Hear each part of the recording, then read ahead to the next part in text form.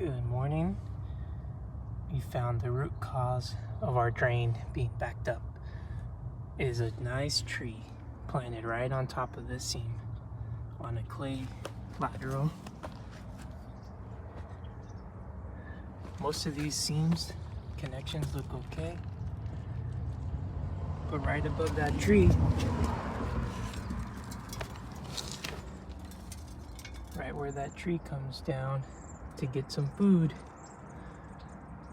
it's eating our wastewater for nutrients.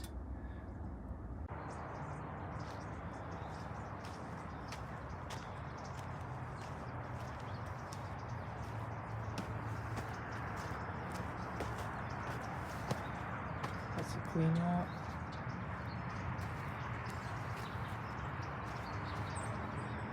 And that is your problem.